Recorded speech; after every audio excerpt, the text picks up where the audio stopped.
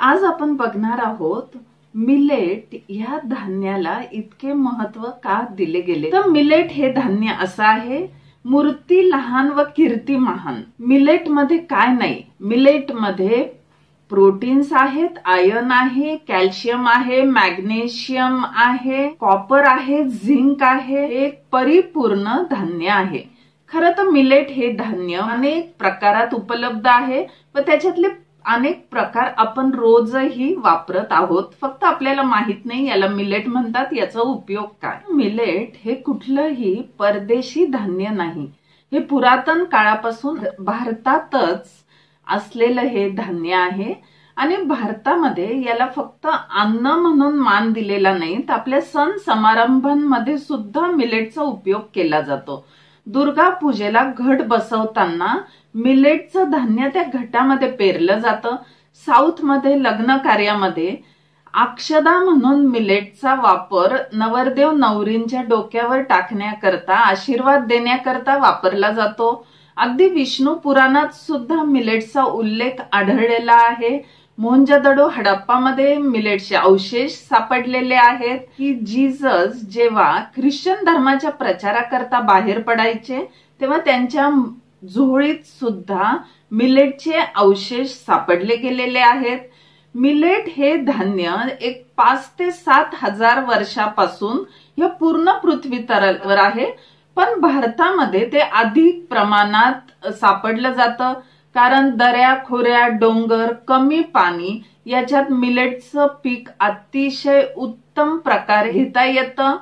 पण झालं काय, हरित क्रांती आली आणि त्यानंतर लोक गहू आणि तांदळाच्या विविध जाती ह्या वाढवायला लागले, अनेक प्रकारच्या जातींचे पिकं घ्यायला लागले व हळूहळू मिलेट हे धान्य मागे पडले। मोठा अनाज, न्यूट्रीग्रेन, न्यूट्री सिरियल, स्मार्ट क्रॉप असे अनेक नावाने संबोधले जाते। तर मिलेट्स मध्ये अनेक प्रकार आहेत, आपण रोज वापरतोच आहोत।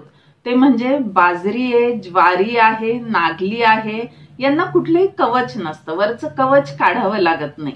व दुसरे जे मिलेट्स आहेत ते कवच असतं, ते कवच आपल्याला काढावं लागतं, ते उखळीत टाकून कुटून काढावं लागतं।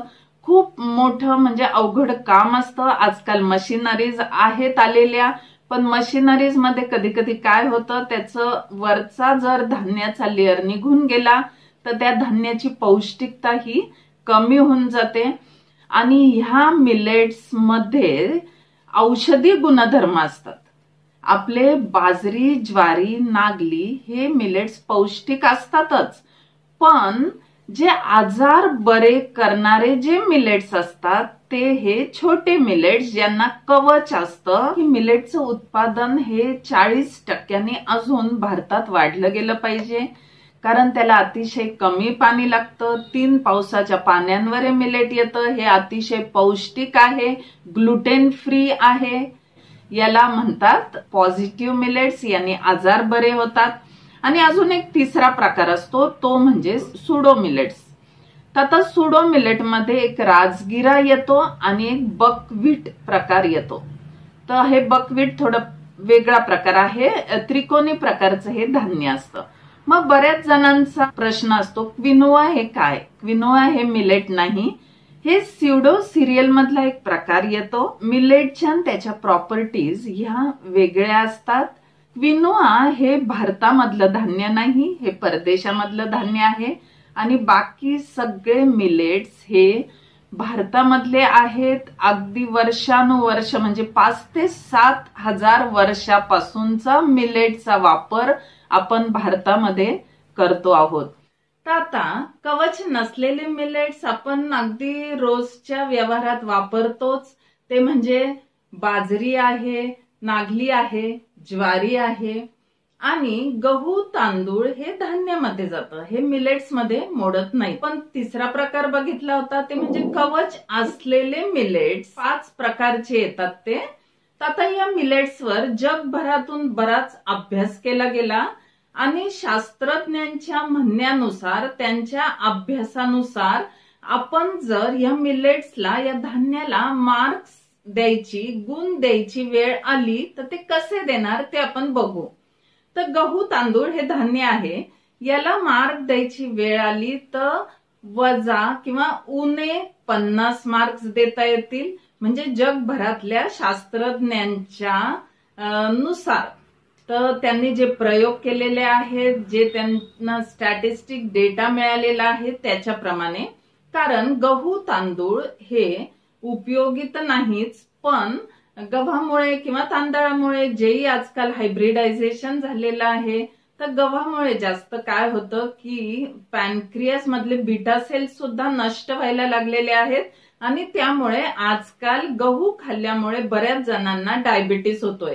त्यामुळे गहू तांदळाला देता येतील वजा 50. आणि अजून गहू तांदळाचे बरेच काही ड्रॉबॅक्स आहेत. जे मिलेट्स आहेत जे आपण रोज वापरतो ते आहेत नेकेड मिलेट म्हणता येईल, किंवा ज्याला कवच नसतं, म्हणजे त्याच्यात येतं बाजरी, ज्वारी, नागली इत्यादी. ह्या मिलेट्स मध्ये पोषण तर असतं, पण औषधी गुणधर्म नसतात की एखादा आजार बरा करेल असे गुणधर्म या मिलेट्स मध्ये नसतात. म्हणून या मिलेट्सला न्यूट्रल मिलेट्स म्हणतात, किंवा याला मार्क्स द्यायची वेळ आली तर तिथे आपण नील म्हणू शकतो. NIL नील. तिसरा जो प्रकार आहे, सगळ्यात महत्वाचा प्रकार आहे, ते म्हणजे छोटे छोटे मिलेट्स ज्याला कव्हर असतं, हस्क्ड मिलेट. तर त्या मिलेट्सला म्हणतात पॉझिटिव्ह मिलेट्स. आणि ह्या मिलेट्स मध्ये महत्वाचे 5 प्रकार आहेत. तसे तर भरपूर आहेत, पण ह्या पृथ्वी तलावरूनच काही जाती ह्या कायमच्या नामशेष झालेल्या आहेत. मग हे जे 5 प्रकार आहेत हे आहे लिटल मिलेट, मराठीमध्ये, हिंदीमध्ये त्याला सावा कुटकी म्हणू शकतो, बार्नयार्ड मिलेट, कोडो मिलेट, मराठीमध्ये कोदा मिलेट, ब्राउन टॉप मिलेट, याला मराठी किंवा हिंदीमध्ये मकरा मिलेट म्हणतात, आणि फॉक्सटेल मिलेट, याला मराठी हिंदीत राळा किंवा कांगणी म्हणतात. हे कुठले औषधी गुणधर्म आहेत किंवा कुठले आजार याच्यामुळे बरे होऊ शकतात. तर शास्त्रज्ञांनी जो शोध लावलेला आहे, हे मिलेट्स एका विशिष्ट पद्धतीने जर खाल्ले तर कॅन्सर बरा होऊ शकतो, डायबिटीस बरा होतो, किडनी बरा होतं, थायरॉइड बरा होतं, आपला फिजिकल फिटनेस वाढतो, इम्युनिटी स्ट्रॉंग होते. त्यामुळे हे मिलेट्स तुम्ही लहान मुलांपासून ते वृद्धांपर्यंत सुद्धा खाऊ शकतात. हे भारतीय धान्य आहे, अगदी पोषक धान्य आहे. आणि ह्या पॉझिटिव्ह मिलेट्सला जर मार्क्स द्यायची वेळ आली तर याला +100 इतके मार्क्स देण्यात येतील. हे फक्त शरीराचं पोषणच करत नाहीत, तर ते आपल्या शरीरात असलेले आजार अगदी मुळापासून बाहेर फेकले जातात. सगळे टॉक्सिन्स बाहेर फेकले जातात, एक एक पेशी क्लीन केली जाते. आता मी तुम्हाला एक एक मिलेटचा, पिकाचा आणि धान्याचा फोटो दाखवणार आहे. लिटल मिलेट्स, याला आपण मराठीत काय नाव दिलं होतं? सावा किंवा कुटकी.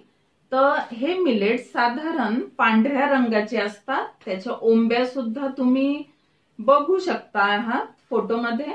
हे पुढचे आहे कोडो मिलेट किंवा कोदा मिलेट म्हणू शकतात तुम्ही याला. याचा साधारण रंग लालसर असतो. याच्या पण ओंब्या बघा कशा आहेत ते.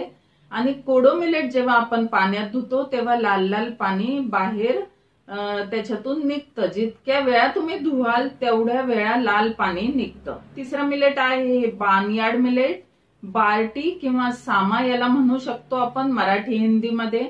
याचा रंग असा क्रीमिश कलरचा असतो, म्हणजे पांढरट पिवळसर असतो. पुढचा आहे हे ब्राउन टॉप मिलेट किंवा मकरा मिलेट. याला तर अगदी तुम्ही किंग ऑफ मिलेट सुद्धा म्हणू शकतात. याचा किंचित हिरवट रंग असतो. हे राळा किंवा कांगणी, हा अगदी जरा पिवळसर दिसतो. हे सगळे साधारण आपल्या भगरी सारखे दिसते. जय हिंद, जय महाराष्ट्र.